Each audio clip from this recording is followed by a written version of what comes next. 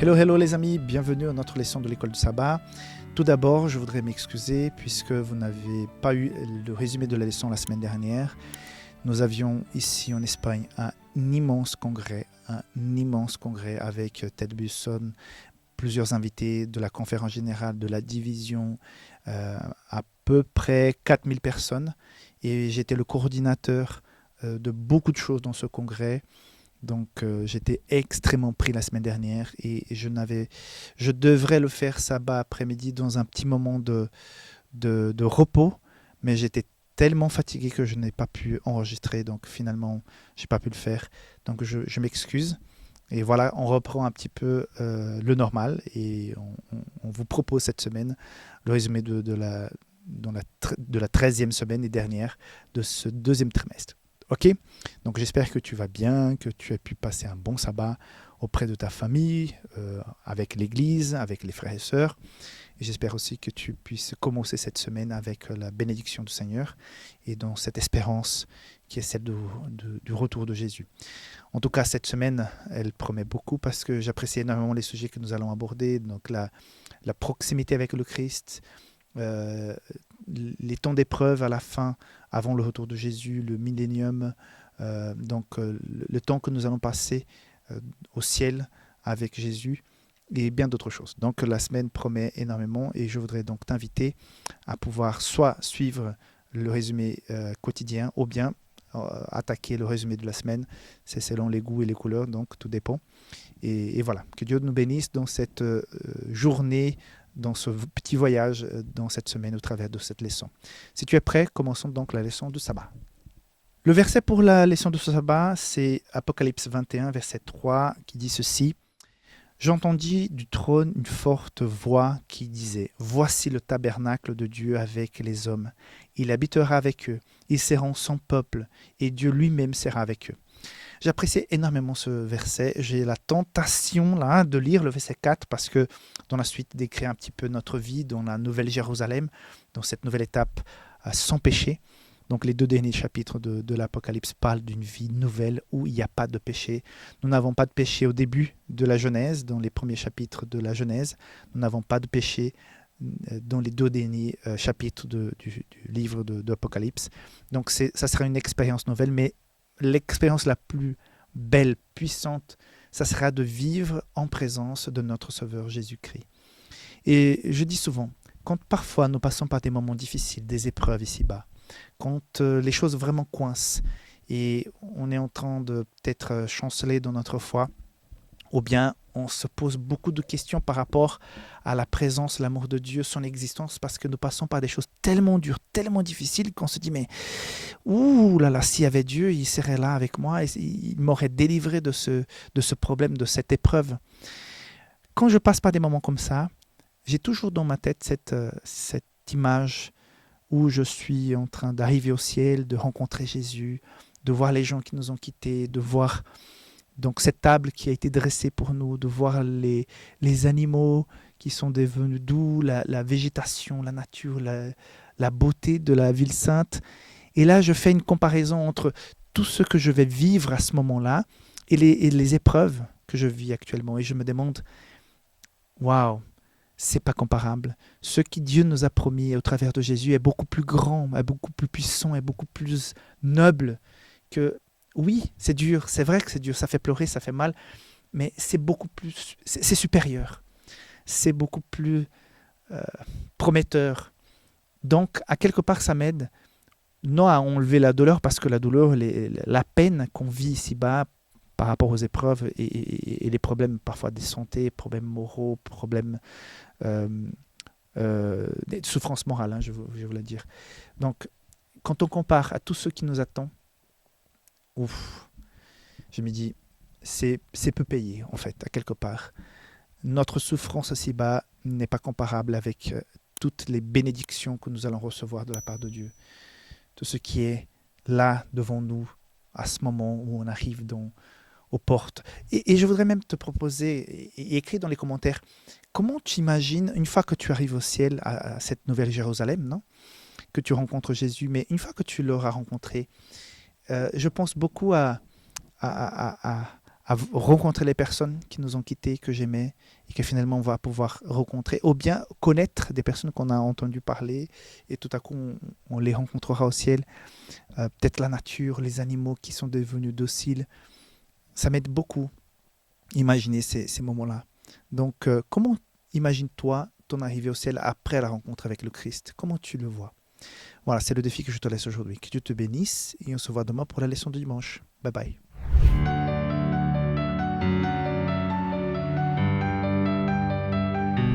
Pour cette leçon de dimanche, je t'invite à lire donc Daniel chapitre 12, verset 1 qui dit ceci.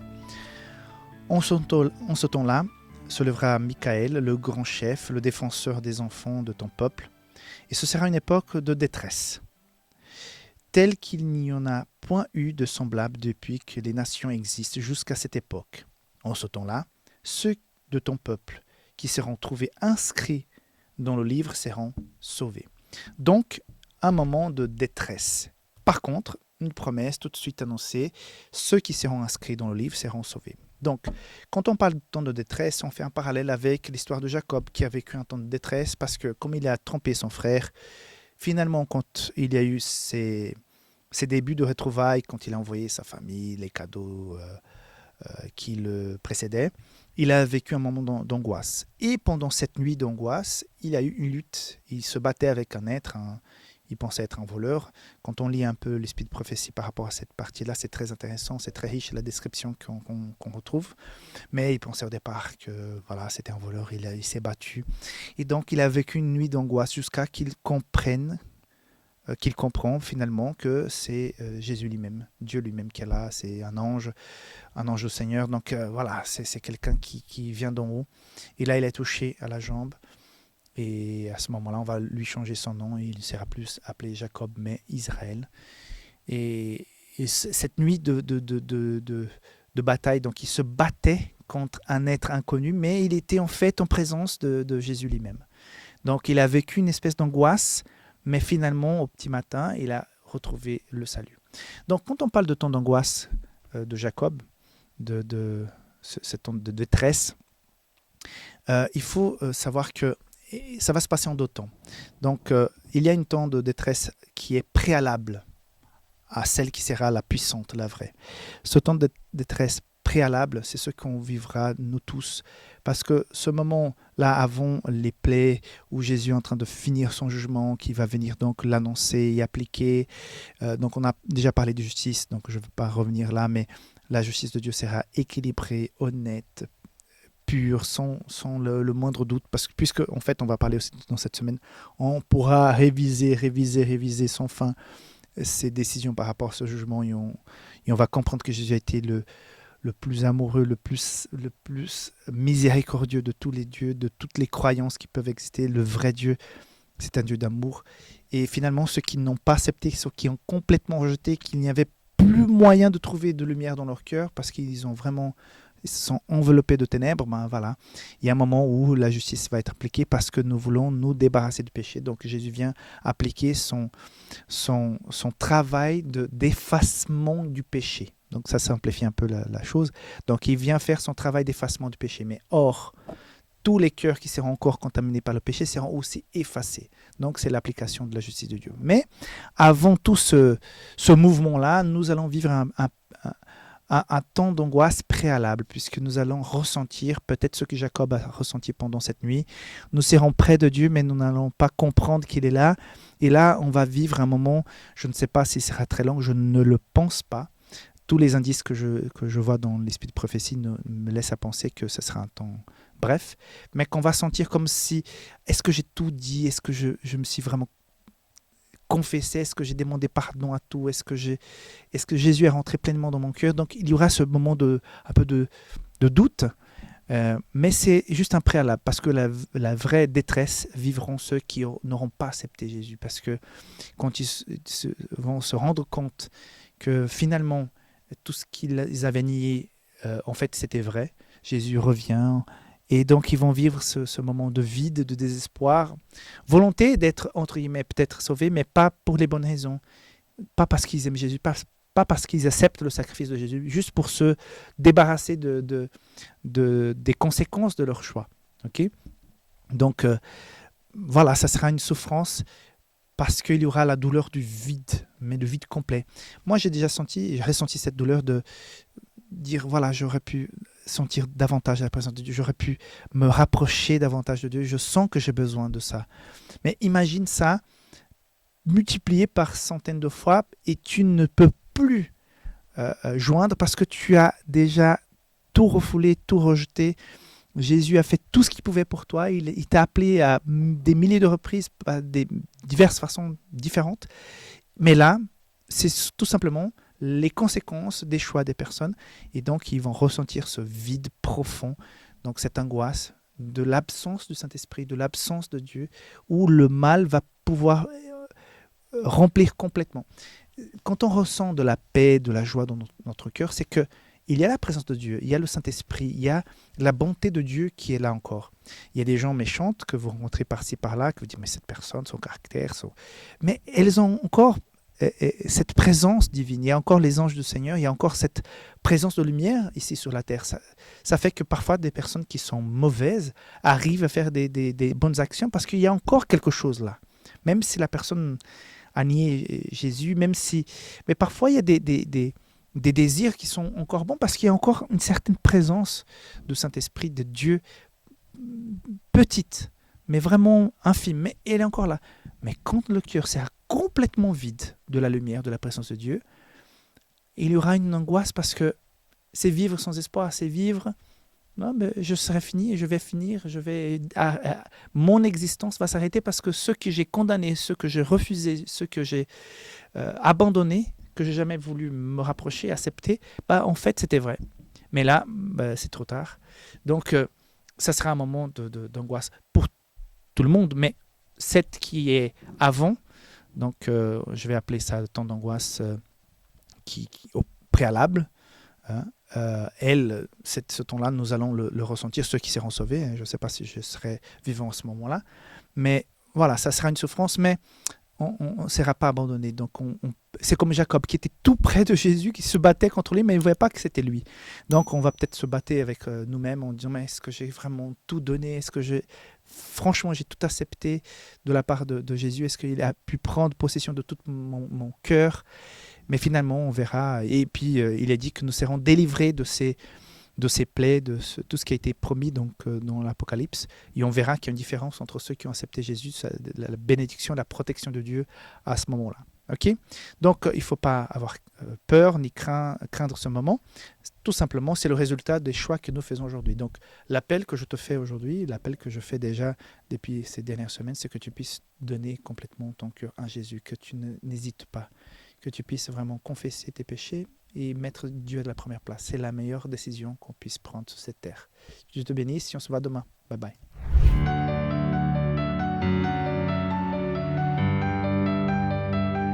Je voudrais proposer la lecture aujourd'hui de Jean, chapitre 14 de l'évangile de Jean, versets 1 à 3. Vous connaissez très bien, mais j'apprécie énormément, et surtout dans la leçon de l'école de sabbat. Que votre cœur ne trouble point. Croyez en Dieu et croyez en moi. Il y a plusieurs demeures dans la maison de mon Père. Si cela n'était pas, je vous l'aurais dit. Mais je vais vous préparer une place. Et lorsque je m'en serai allé et que je vous aurai préparé une place, je reviendrai et je vous prendrai avec moi afin que là où je suis, vous y soyez aussi. Mes amis, quelle belle promesse de la parole de Dieu qui nous anime depuis ta conversion, depuis en tout cas ma conversion. Ces versets me remplissent d'espoir. Donc la leçon d'aujourd'hui nous parle de ce moment sublime où nous allons chanter pour la gloire de Dieu, ce moment de salut. On voit Jésus-Christ qui revient, qui est dans les nuées du ciel et que à ce moment-là, nous sommes complètement transformés, certains ressuscités pour vivre éternellement avec le Seigneur. Ça va être une très grande joie, une très profonde et belle joie de pouvoir vivre cela avec le Seigneur. Et donc, on peut se poser cette question actuellement, au jour d'aujourd'hui. Est-ce que j'ai vraiment envie d'aller au ciel? Et si j'ai envie d'aller au ciel, pourquoi ai-je envie d'aller au ciel? Bon, je pense que nous voulons tous que le mal cesse. Nous voulons tous que le péché cesse, que la souffrance puisse s'arrêter. Donc automatiquement, on sait que désirant le ciel, nous désirons la fin de toutes ces choses. Et ce qui m'interpelle dans ces versets, c'est que ça va être pas simplement un changement d'adresse. Imagine quand tu peux compter sur des gens qui t'aiment. Imagine peut-être les personnes qui te chérissent le plus, qui t'aiment vraiment. C'est bien de compter sur ces personnes. Mais parfois, une personne que tu croyais qui t'aimait, tout à coup, quand tu as besoin, quand tu passes par quelque chose, cette personne n'est pas là, elle n'est pas au rendez-vous. Ça te fait souffrir beaucoup, non? En tout cas, quand ça m'est déjà arrivé, on sent un vide, on sent une tristesse. C'est comme si, voilà, on était vraiment largué et abandonné dans un moment de détresse où on pensait pouvoir compter sur des personnes et finalement ces personnes ne sont pas là. C'est très compliqué. Et je pense que les relations de qualité, ce sont les choses qui nous remplissent le plus sur cette terre. Peut-être nous n'avons pas beaucoup d'argent, nous n'avons pas beaucoup de diplômes, de connaissances, mais quand nous avons des relations solides, des gens à qui on peut donner notre amour et des gens qui nous aiment vraiment, ça remplit pas mal la vie, ça donne un sens profond. Mais imagine-toi que dans cette promesse ici, Jésus est en train de dire, mais mon cher, je suis allé au ciel parce que je vais finir cette intercession pour le salut, mais je vais revenir, je vais te prendre, j'ai préparé une place pour toi et nous allons vivre ensemble et je ne vais pas t'abandonner, je serai vraiment, vraiment ton vrai ami. Et en plus, tu seras entouré d'autres personnes qui cherchent des vrais amis, des gens comme toi qui ont souffert sur cette terre, mais qui seront là avec toi. Mes amis, c'est autre chose. Donc, mes vraies intentions pour aller au ciel, à mon avis, devraient être celles de vivre une relation proche avec le Seigneur, vivre des moments et être en contact avec des personnes qui vont vraiment t'aimer, vont vraiment vivre, ce seront des compagnons de route pour l'éternité. La leçon aussi nous dit que nous aurons toute l'éternité pour comprendre l'amour de Dieu, comprendre sa présence, tout ce qu'il a fait, le plan du salut, pourquoi Jésus est allé aussi loin. Donc, ça sera des moments d'étude, de réjouissance, de camaraderie, d'amitié, d'amour, sans qu'il y ait la moindre suspicion que cela puisse être faux ou que de peur parce que les gens à un moment donné vont nous abandonner. Non, ça sera... Vous voyez, quand on est loin de Dieu, parfois nous avons cette douleur du vide, on comprend qu'on est loin de Jésus. Mais imagine-toi qu'au ciel, nous aurons le cœur plein. Nous n'aurons plus jamais cette sensation que nous sommes éloignés du bien, du bon, de ce qui est droit. Non, on sera en profonde relation, communion avec le Christ. Et ça n'a pas de prix. C'est invraisemblable tout ce que Jésus nous a préparé. Donc, cette espérance de retour de Jésus doit nous animer, nous réconforter. Donc, si tu vis quelque chose aujourd'hui qui t'éloigne de Jésus, qui te sépare de cette relation profonde et réelle qui veut vivre avec nous une fois qu'on sera au ciel. On peut déjà la vivre, on peut déjà sentir la paix aujourd'hui dans notre cœur, mais là, ça sera total et complet. Et ce que Jésus nous propose en disant « je vais préparer une maison, je vais t'amener là où je suis », en tout cas, je comprends que ça sera une relation proche. Il y aura des milliards de sauvés, mais ça sera une relation proche avec chacun d'entre nous. Et ça, c'est seulement Dieu qui peut faire ça. Et ça va être tellement bien. Et qu'est-ce que tu fais aujourd'hui qui t'éloigne du Seigneur? Qu'est-ce que tu vis actuellement qui peut éventuellement te séparer de cette promesse, de cette bénédiction? Je t'invite à faire une profonde réflexion et dire Seigneur, touche-moi, touche mon cœur. Aide-moi à revoir mes valeurs, mes principes et que je puisse effectivement donner tout mon cœur à Jésus. C'est tout le bien que je te souhaite. C'est le défi d'aujourd'hui pour toi, que tu puisses avoir une très belle journée de lundi. Et on se voit donc pour la leçon de mardi demain. Bye bye.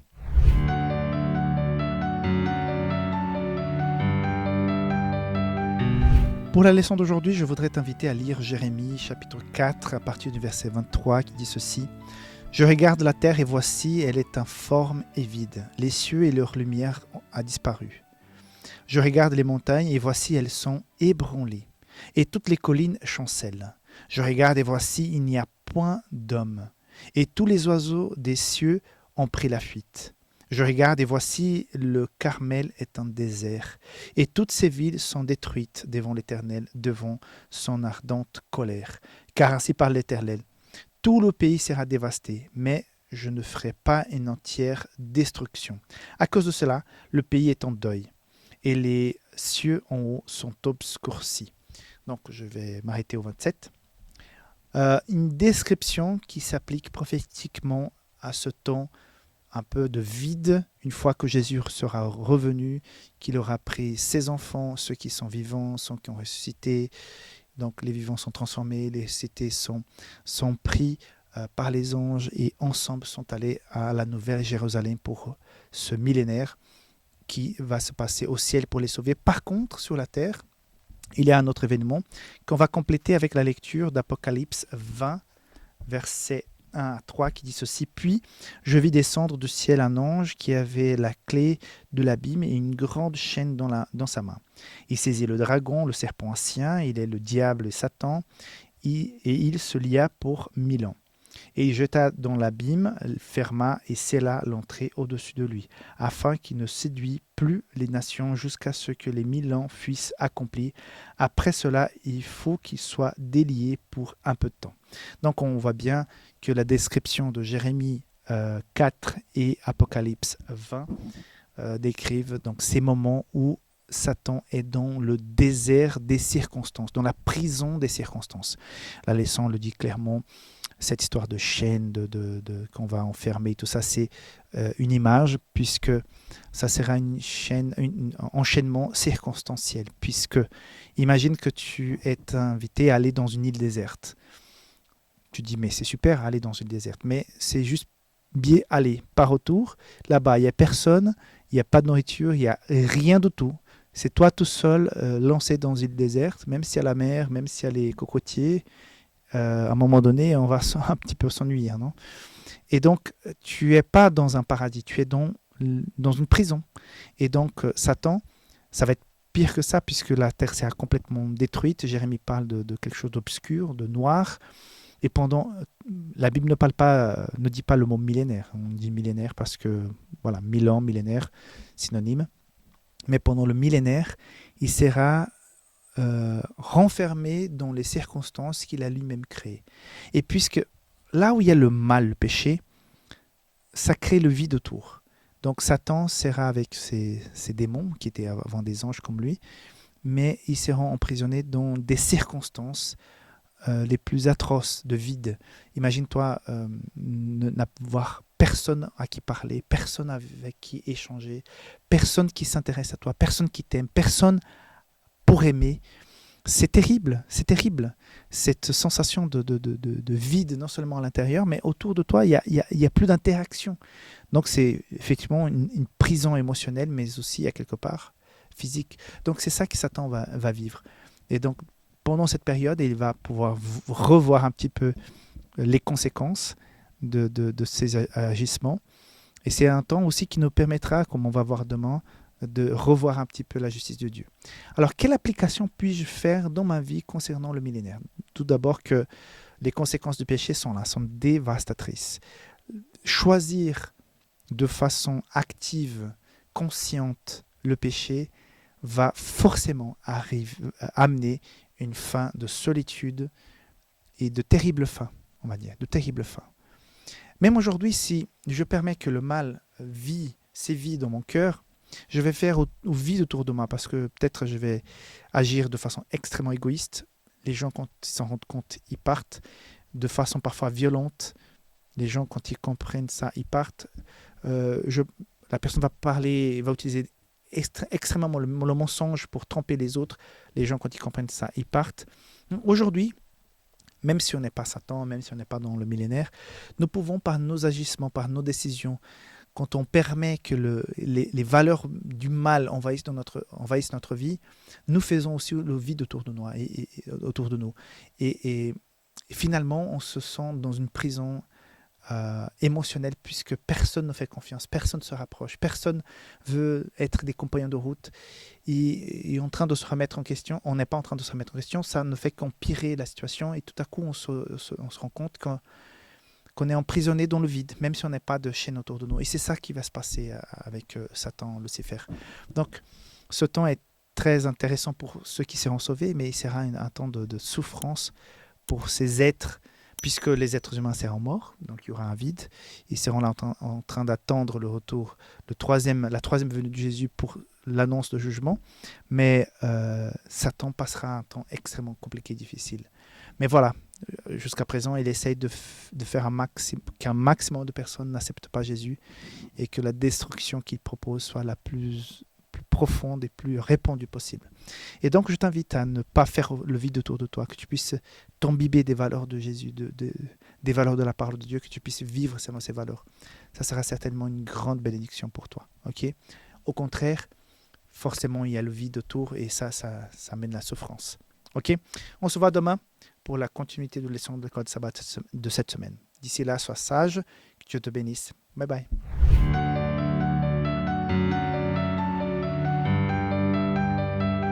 Donc, dans cette leçon du mercredi, je voudrais lire donc Apocalypse chapitre 20 et puis à partir du verset 4, il dit ceci. « Et je vis des trônes, et à ceux qui s'y assirent fut donné le pouvoir de juger. Et je vis les âmes de ceux qui avaient été décapités à cause du témoignage de Jésus et à cause de la parole de Dieu, et de ceux qui n'avaient pas adoré la bête ni son image, et qui n'avaient pas reçu la marque sur leur front et sur leurs mains. Et ils revirent à la vie, et ils régnèrent avec le Christ pendant 1000 ans. Les autres morts ne revirent point à la vie jusqu'à ce que les 1000 ans fussent accomplis. » C'est la première résurrection. Heureux et saints ceux qui ont part à la première résurrection. La seconde mort n'a point de pouvoir sur eux, mais ils seront sacrificateurs de Dieu et de Christ, et ils régneront avec lui pendant 1000 ans.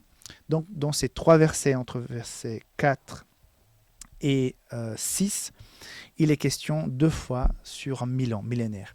Donc, on voit ici des choses qu'il faut vraiment rapidement éclaircir. Donc, la première mort est celle que nous subissons sur cette terre, qui est le sommeil de la mort. La deuxième, c'est la fin de l'existence. C'est ceux qui seront jugés, qui ont été jugés, mais voilà, qui n'ont pas accepté l'appel au salut et qui vont cesser son existence. Ils vont cesser d'exister. C'est la deuxième mort pour l'éternité. Il n'est pas question ici des gens qui vont être tourmentés, flagellés dans le feu pendant l'éternité parce qu'ils étaient des méchants. Non, c'est la cessation de l'existence, un choix que ces personnes auront fait au préalable en renfermant complètement leur cœur aux appels de Jésus pour le salut. Okay? Donc la première mort est celle que nous pouvons tous subir. La deuxième, c'est la cessation de l'existence éternellement. Okay? La première résurrection est celle qui arrivera quand Jésus revient pour qu'on puisse le recevoir et vivre la vie éternelle. Et donc la deuxième résurrection, c'est juste ceux qui sont tous morts pendant le millénaire, mais ils vont ressusciter pour recevoir l'annonce du jugement de Dieu pour cesser leur existence. Et cette cessation d'existence va passer par ce lac de feu où le péché va être brûlé avec tous ceux qui sont attachés au péché, à commencer par Satan et ses démons, et tous les êtres qui se sont agrippés, agrippés donc, au péché. Donc c'est entre guillemets assez simple. Mais le plus important dans la leçon d'aujourd'hui, c'est ce qui va se passer pendant ces 1000 ans au ciel. Donc il est dit que nous allons régner, nous allons juger. Verset 4, juger, régner, verset 6. Donc de quoi il s'agit-il? C'est cette période où on pourra revoir le jugement de Dieu, revoir ce qui a été décidé. Parce que tout à coup, tu vas arriver au ciel et tu vas voir que Pasteur Hickson, celui qui présentait les leçons de Kol Sabbat, il n'y est pas.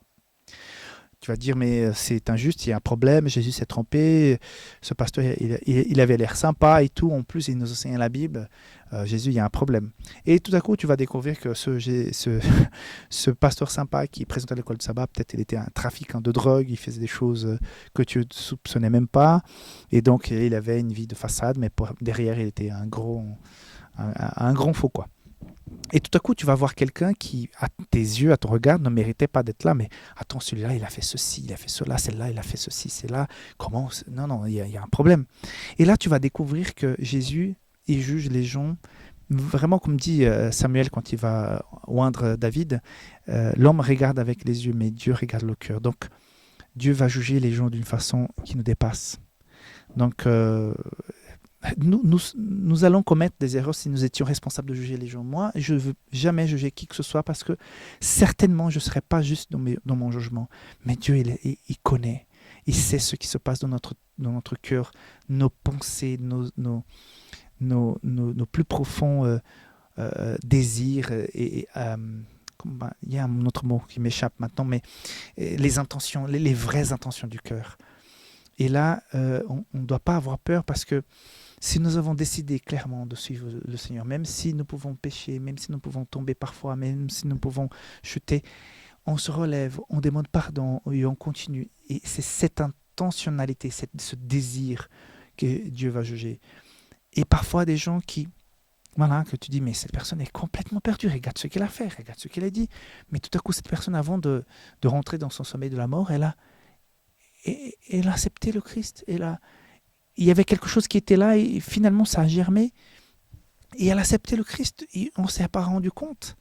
On a gardé donc notre jugement premier par rapport à cette personne et finalement elle a changé. Peut-être elle n'a même pas eu le temps. Regarde l'histoire de Laron sur les croix à côté de Jésus. Il y en a un qui pourrait être là. Bon, les deux pour être là, ils ont fait des vilaines choses, quoi. Ils ont peut-être tué, volé, tout ça. Ben, ils sont là, ok. Mais il y en a un qui tourne vers Jésus et dit, mais Seigneur, pense à moi, rappelle-toi quand tu seras dans ton royaume. Et Jésus dit, oui, je te dis aujourd'hui, tu seras avec moi au paradis. Donc cette personne-là, qui était un voleur, à cause de ça, elle a été clouée sur cette croix. Cette personne-là, Jésus a déjà dit, a déjà anticipé, elle sera au ciel. Moïse, on comprend dans le Nouveau Testament qu'il est déjà au ciel. Mais il a commis des erreurs, Moïse. Et il est sauvé. Donc Moïse était comme nous, il a fait des bêtises. Il a blessé la pierre en pensant que, quelque part, en laissant penser que c'était lui qui avait le pouvoir de sortir, de faire jaillir de l'eau de cette pierre. Donc, un acte de hautain, d'égoïsme, d'orgueil. Il a été pardonné. Il est là avec Jésus. Enoch est déjà là. Mais Enoch, il a commis des erreurs. Et tout être humain est pécheur. Il a péché. Le seul qui n'a pas péché, c'est Jésus. Donc, laissons Dieu juger les gens. Et là, dans cette période de millénaire, nous serons amenés à tout simplement nous rendre compte que Dieu est puissant et il est très équilibré, très juste dans son jugement. Et quelle bénédiction d'avoir un Dieu comme ça. Donc aujourd'hui, n'essayons pas de juger les gens, de dire celui-là il est fichu, il est perdu. On n'en sait rien. On n'en sait rien. Et peut-être tu souffres parce que tu as perdu quelqu'un qui est déjà dans le sommet de la mort et tu souffres parce que je suis sûr que cette personne a perdu, mais que sais-je? Il vaut mieux vivre dans l'espérance de la retrouver que dans l'angoisse de penser qu'elle est perdue. De toute façon, si tu vis dans l'espérance, tu ne perds rien. Si tu finalement la retrouves parce que finalement tu es là aussi, tu es sauvé, alléluia. S'il n'y est pas, au moins tu as vécu dans l'espérance. Mais moi je crois à des personnes, je crois que je vais retrouver des personnes qui peut-être aux yeux des êtres humains, cette personne, voilà, peut-être elle n'a pas accepté Jésus pleinement dans sa vie, mais j'ai grand espoir de la retrouver. Et voilà. Quel est le mal en ça? Non, je ne sais pas. Dieu a une façon de juger qui nous dépasse complètement. C'est l'invitation que Dieu te fait aujourd'hui, c'est que tu puisses confier dans son jugement, confier que personne ne sera oublié. Personne qui a le cœur sincère sera oublié. Et Dieu ne laissera que personne puisse jouer de son nom, faire semblant que, voilà, tripoter un peu la parole de Dieu et le salut. Non. Donc si la personne transmet un message, mais qui vit tout à fait quelque chose consciemment contre les valeurs de la parole de Dieu, Dieu connaît ses cœurs. Donc on n'a pas à nous inquiéter. Le plus important, le plus préoccupant aujourd'hui, c'est est-ce que je vis dans la sincérité? Est-ce que je cherche continuellement faire le bien, vivre dans la sérénité, vivre dans la droiture? C'est ça le plus important. Voilà, que Dieu te bénisse. On se voit demain. Bye bye.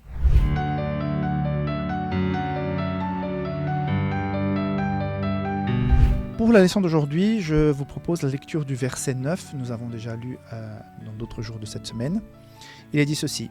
« Et ils montèrent sur la surface de la terre et ils investirent le camp des saints et de la ville bien-aimée. Mais un feu descendit du ciel et les dévora. Et le diable qui les séduisait fut jeté dans l'étang du feu et de soufre, où sont la bête et le faux prophète. Ils seront tourmentés jour et nuit au siècle des siècles. Nous savons aussi rapidement que c'est ce tourmenté siècle de siècle, ce sont les conséquences. C'est comme la fumée d'un bois. Tu brûles un bois, une feuille de papier. Cette fumée qui est partie ne reviendra plus jamais. Pour l'éternité, elle ne reviendra plus jamais. On ne pourra plus jamais prendre fumée, cendre et refaire du papier. Donc les conséquences sont éternelles. Ce n'est pas que ça va brûler le reste de la vie. Bon, ce n'est pas le sujet d'aujourd'hui, mais je dis juste. Là, on voit que les saints sont dans la Nouvelle Jérusalem, qui vont revenir sur cette terre et tout. Et donc, tous les méchants sont ressuscités avec Satan et ils décident d'attaquer. Donc, c'est une façon de dire que même avec les plaies qui sont tombées avant la destruction, même avec les 1000 ans que Satan et ses démons ont eu pour pouvoir réfléchir, à la fin, le cœur n'y est plus. Il n'y a plus de salut, il n'y a plus d'espérance, il n'y a plus de lumière. C'est un cœur rempli de ténèbres. Donc, ils vont essayer d'attaquer, de détruire ce qui est bon, ce qui est lumière, ceux qui sont sauvés. Et là, à ce moment-là, donc, intervient la fin de l'existence du péché, de Satan, de ses anges, de tous les pouvoirs qui ont exercé un pouvoir sur la terre et toutes les personnes qui restent attachées au péché. Donc, et c'est là que ça peut parfois poser problème. Mais si Jésus est tellement amour, pourquoi ceux-là, les pauvres, ils ne seront pas sauvés? Pourquoi on ne va pas, à la fin, aller chercher ces personnes? Pourquoi on va les tuer? Pourquoi Jésus va tuer quelqu'un? Mais si Jésus est amour, ce n'est pas juste. Alors, je voudrais t'expliquer peut-être, essayer de te expliquer un petit peu la chose. Imagine-toi que tu as un enfant qui est malade. Donc, on découvre que cet enfant a une tumeur au cerveau ou à quelque part, mais surtout peut-être au cerveau, et que cette tumeur, elle grossit et finalement, elle va faire en sorte que l'enfant meure. Et donc, on amène l'enfant chez le médecin, scanner, examen, et le médecin dit, écoutez, la tumeur, elle est grave, elle est là, elle est maligne, mais voilà, telle comme elle est maintenant, je peux faire une opération, il y a des chances que je puisse l'enlever complètement, et votre enfant va pouvoir vivre normalement après. Bien sûr, il y aura un traitement et tout ça, mais il pourra vivre normalement parce que justement, dans cette phase-là, là où elle est en ce moment, on peut l'enlever. Et tout à coup, imagine-toi que le père ou la mère, peut-être le père, il va dire non. Et qu'est-ce qui va se passer avec cette tumeur? Et le médecin va dire, mais je ne comprends pas. Non, mais je ne veux pas que cette tumeur meure. La pauvre, la tumeur, elle est là. Elle vit dans mon fils, elle a une vie, elle a une existence, elle est là. Et si on fait ça, on va enlever cette tumeur et la tumeur, elle va mourir, la pauvre. Que va-t-il se passer avec cette tumeur? Non, qu'on puisse garder l'enfant avec la tumeur. Et le médecin s'est dit, mais monsieur, si la tumeur reste, l'enfant va mourir et la tumeur aussi. C'est-à-dire, on va sauver personne. Tu dis, non, mais je ne veux pas être méchant, docteur. J'aime mon fils, mais j'aime aussi la tumeur. Non, alors il faut garder la tumeur. Alors, tu comprends? C'est un peu ça. Donc, le péché, c'est une tumeur qui nous fait mourir à petit feu, petit à petit. Mais il y a un salut. Il y a un médecin qui vient, qui dit, mais écoute, si tu m'acceptes, si tu prends mes valeurs, ma mort sous la croix, mon sang, mon salut sera pour toi, je vais changer ton existence. Et là, même si tu es malade, le médecin va t'opérer. Il va enlever la tumeur. Et la tumeur sera tuée, sera bannie, sera complètement détruite. Et tu vas pouvoir vivre une nouvelle vie parce que tu n'auras plus cette peur de la mort parce que tu as été sauvé par ce médecin. Et c'est ça le salut. Le salut, c'est Jésus qui vient enlever la tumeur pour que tu puisses vivre de façon saine dans une nouvelle terre où il n'y a plus de péché. Mais ceux qui n'ont pas accepté les appels, ceux qui n'ont pas accepté le sacrifice de Jésus, ils font partie de cette tumeur. Ils ne sont plus l'enfant, ils sont la tumeur. Et même si on aime certaines personnes, mais si elles ont décidé consciemment de faire partie de la tumeur, pour pas que l'enfant meure, pour pas que tu meurs, parce que je ne veux pas être au ciel pour retrouver le péché. Est-ce que tu veux aller au ciel pour retrouver la violence, pour avoir peur pour ta vie, pour la vie de ta famille, parce qu'il y a des gens qui tuent les autres éternellement? Mais non, ça n'a pas de sens. Tu veux une nouvelle vie, celle qui a été promise dans Jean 14. Je vais vous préparer une place, je reviendrai pour que là où je sois, tu sois aussi. Mais j'imagine quelque chose le bonheur, la paix, la joie. Mais je ne veux pas retrouver des gens qui vont pouvoir ôter ma vie, quoi. Donc, si aujourd'hui, consciemment, les gens s'attachent à la tumeur, c'est leur choix. C'est tout simplement la conséquence de leur choix. Mais à un moment donné, moi, je vote qu'on m'enlève. Si je deviens partie de la tumeur, qu'on puisse enlever la tumeur, et moi avec. Parce que je ne veux pas gâcher le salut des autres, parce que j'ai pas complètement donné mon cœur et que je suis en train de contaminer tout le ciel. Non, c'est ça. Donc, quand le diable qui a séduit, qui essaye d'attaquer, et tout à coup, mais un feu descendit du ciel et les dévora. Mais alléluia! C'est le médecin qui enlève la tumeur. Alléluia, parce qu'il y a le feu qui descend du ciel et qui va purifier. Nous allons vivre sur cette terre pour l'éternité. Pendant 1000 ans, on sera au ciel, Nouvelle Jérusalem, mais c'est ici. Mais est-ce que tu veux retrouver cette terre telle comme elle est maintenant, contaminée par le péché? Avec des froids, des chauds, des inondations, des catastrophes. Non, cette terre sera complètement purifiée. Et le feu, c'est le symbole de la purification, donc complètement. Il n'y a que le noyau qui va rester. Et ici, nous allons commencer la nouvelle terre. Celle que nous avons toujours rêvée, qui a été promise. Et nous allons vivre avec Jésus. Ça sera le centre de l'univers. Et Jésus sera le sanctuaire au centre de cette terre. C'est une merveille ce qui nous attend. C'est une bénédiction. Et c'est vers cela que nous marchons. Donc, Dieu est très juste. Il est vraiment 100% amour quand il dit « Je vous aime ». Mais ne vous inquiétez pas, je vais aussi faire justice pour que cet amour que j'ai pour vous puisse effectivement être pérenne, être pour l'éternité. Parce que si Jésus ne fait que aimer sans faire justice, ça ne va pas jouer. À un moment donné, ça va recontaminer tout ça et on ne pourra pas vivre vraiment dans la paix. Voilà, que Dieu te bénisse. On se voit demain pour la conclusion de la leçon de cette semaine et de ce trimestre. Bye bye.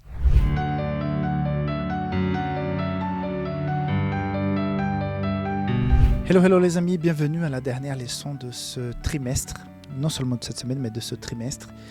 Et nous allons clore avec un verset qui est parmi les plus beaux de la parole de Dieu. C'est Apocalypse 21 verset 4 qui dit « Il essuiera toute larme de leurs yeux et la mort ne sera plus. Il n'y aura plus ni deuil, ni cri, ni douleur, car les premières choses sont disparues. » Voilà l'espérance que nous voulons partager dans cette dernière leçon. Ça a été vraiment un privilège pour moi de vous avoir accompagné tout au long de ce trimestre qui parle du conflit entre le bien et le mal, mais qui finit avec cette note d'espoir, d'espérance. Nous allons vivre une autre vie, quelque chose qui nous dépasse. Et je voudrais aujourd'hui t'inviter à être créatif et exprimer dans les commentaires de cette vidéo comment tu imagines que sera donc cette vie éternelle. J'imagine pouvoir connaître personnellement et être plus proche de Jésus, lui poser plein de questions aussi, des doutes que j'ai actuellement, mais surtout rencontrer les gens, pouvoir étudier beaucoup, savoir des choses, voir des créations, des créatures que Dieu a créées que nous ne connaissons pas, connaître d'autres mondes et savourer des aliments qui ont un goût sublime. Ça va être vraiment génial. Mais comment vois-tu cette vie éternelle, cette expérience céleste? Mets dans les commentaires comment tu vois la chose pour qu'on puisse partager un peu notre vision. Bon, Paul nous dit que c'est loin de notre imagination tout ce que Dieu nous a préparé. Ça nous dépasse. Mais ça fait du bien aussi de temps en temps s'arrêter et réfléchir. Qu'est-ce qui nous attend? Donc, c'est tout le bien que je te souhaite, que tu puisses vivre déjà à présent, respirer cette éternité, et que tu puisses prendre cette décision. Si jamais je parle à quelqu'un aujourd'hui qui est éloigné de l'Église, qui a abandonné la foi, réfléchis bien les promesses de la parole de Dieu, les changements qu'il nous propose déjà sur cette terre ici-bas, et les promesses qui sont faites pour l'avenir, on veut la peine, quoi. Ça, on veut la chandelle. Donc peut-être tu hésites parce que tu travailles beaucoup, tu es occupé, ou tu penses que ces histoires de foi et de religion, c'est juste pour nous endormir. Par rapport à mon expérience personnelle en tant que chrétien, avant, je ne connaissais pas le Christ comme je connais maintenant. C'est mon témoignage personnel, ça vaut la peine, ça change depuis l'intérieur, ça donne un autre regard, d'autres valeurs à la vie, ça vaut la peine. Donc si jamais tu hésites parce que tu as des doutes, moi aussi j'ai des doutes, mais c'est la foi, il faut goûter la foi, il faut laisser s'imprégner de cette espérance. Ces espérances qui reflètent dans la fin de la du pleur, de l'injustice, de la mort. Ça sera quelque chose de totalement différent. Et nous avons un Dieu capable de faire ça. Celui qui est venu, qui est mort en tant que notre sauveur, en tant qu'agneau. Dieu qui est mort pour nous. Et il nous a promis. Et nous avons cette espérance. Et la société que nous avons actuellement nous laisse guère espoir que ça s'améliore.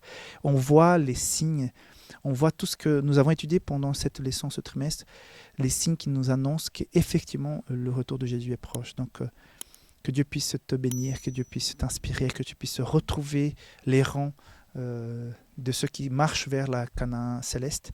Parce que, à mon avis, ça en vaut la peine, puisque la parole de Dieu dit et on constate que les choses qu'elle a dites sont vraies. Donc, merci beaucoup de m'avoir accompagné pendant tout ce trimestre. Nous nous retrouverons donc demain pour ce 3e trimestre. Que Dieu puisse donc te bénir et que tu puisses avoir un très très bon sabbat, que tu puisses aller à l'église demain. Organise-toi pour être présent, pour participer, pour vivre un moment de fraternité, de s'approcher des gens, même des gens que tu ne connais pas, que tu puisses les saluer et vivre vraiment quelque chose de beau, une belle expérience au niveau de l'Église. Dieu te garde, on se voit donc demain pour le début du 3e trimestre. D'ici là, que Dieu te garde. Bye bye.